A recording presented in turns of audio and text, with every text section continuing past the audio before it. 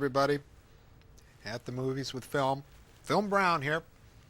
Got a real treat for you tonight, I think. Got a film that's been sitting on the shelf there, kind of just sitting there burning. Every time I walked by it, I felt like it said to me, show me, show me.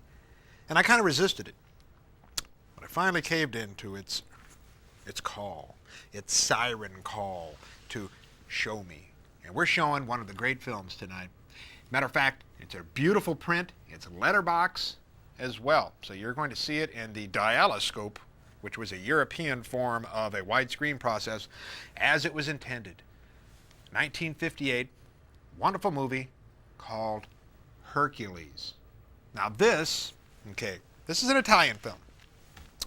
And the strongman tradition in the Italian cinema goes way back as far as 1914, 1915, with films like Cabiria and films like Quo Vadis that introduced strongmen of various kinds. Strongmen like Hercules, like Matisse, and characters like that.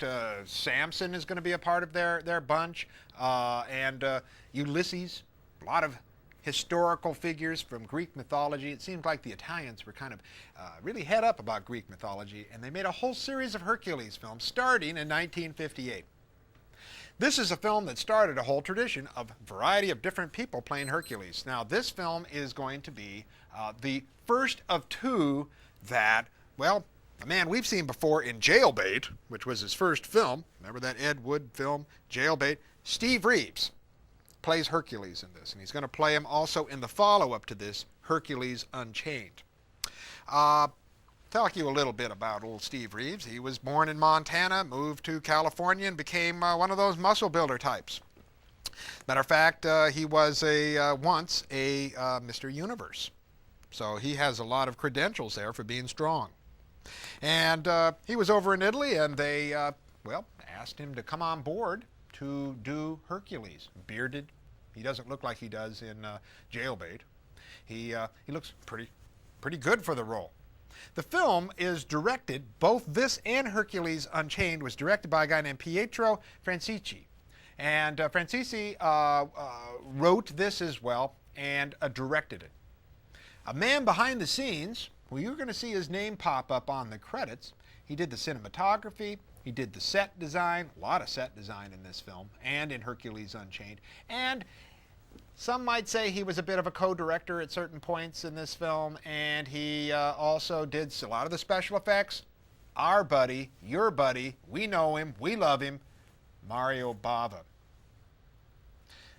Mario Bava, remember, Black Sunday, Black Sabbath, a whole series of films that we've seen here, and we have actually worshipped at the shrine of Mario Bava, found him to be quite an important Italian filmmaker, an important maestro of horror for the 60s, very influential in the way that he's going to have impact upon people like Argento and his own son, Lamberto Bava, going into horror as well. Well, Bava got his start in films like this. This is 2 years prior to doing Black Sunday. And he worked with people like Freda and with Francisci, who, these sand and sword and sandal type of films. Films of strong men. And you watch this film, there's a lot of horror elements there. This is a beautiful, beautiful color film. This one deals with, Hercules and his various labors. And his, it's sort of a retelling of Jason and the Argonaut, okay, with Hercules involved. And of course, if you've seen the version that was made later with the Harryhausen version, the animated version, you will also know that when Jason was out there looking around, he had Hercules on his boat then too. So it's not really out of the ken that Hercules would be with Jason looking for the golden fleece. The look of this film is beautiful. The act of the various fights, very much in the wrestling ethic, okay, and I kind of like that. I don't know if you're like me, but I'm getting tired of all these ninja type guys, fighting and things. It's sort of like no matter what century now, you were a ninja and you have that ninja style, or you got that Matrix style of fighting. Even Sleepy Hollow, the Burton version, had these guys fighting with ninja tactics. Come on, I don't know if they'd know that stuff. Maybe I'm being a little bit wanting too much realism in my fantasy, but I kind of like this. The wrestling moves and so on, fighting lions and tigers and bears, oh my, all of that stuff. Really looks good. And it has a feel of reality to it. And Mario Bava's touch through the cinematography and through his special effects adds a great deal of beauty to this film. Talking about beauty as well, the co-star in this film is Silva Cosina, and she plays Iola, who at the end of this film we're going to see is sort of kind of teams up with Hercules. That teaming up of those two actors and those two characters is going to also bleed over into the second of the Steve Reeves films, Hercules Unchained. I think you're going to have fun with this. I feel that film yelling out at me on the shelf was, well, I'm glad that I've actually acted upon it. It is a film that I think you're really going to enjoy. It's a very beautiful looking film. Just to the eye, it's like eye candy. And you can really see in there the Bava touch for the uses of color, particularly the deep blues that you see in here, and the deep reds. Really kind of hearken to later Bava's use, particularly in Kill Baby Kill, his deep uses of unmotivated color. Now in this film, the color is motivated by and large, but it really does have that Bava look. Now I don't want to oversell Bava and his presence in this time, 1958, but certainly, what the heck? I like Bava, might as well give him some credit. Well, sit back.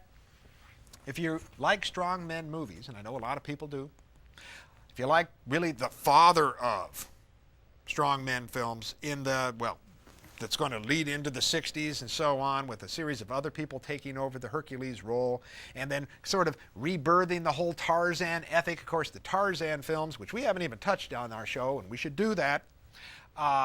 Tarzan as an interest focus has really never waned. Tarzan just keeps going on. And of course he fits in with that whole business of Samson and with Hercules and the strong men like Santos. We'll be seeing some Santos stuff. The Mexican wrestling films coming up too. Seems like certain people are fascinated with that. And of course we have the WWF and all that stuff. The whole wrestling ethic kind of ties in there. And this brings in the bodybuilder aspect as well. Nice chiseled guys wrestling. Well, if that gets you going, you're going to have a fun night. Well, get yourself some sody pop. Get yourself some popcorn. Hey, now remember, we got that email out there. Shoot me an email. Was I right to call back to that box that was yelling to me? At first I'd say, no, I will not show you. And now I say, okay, I'm going to give in. I'm going to show this film. Have fun with it. Roll 'em, Smokey.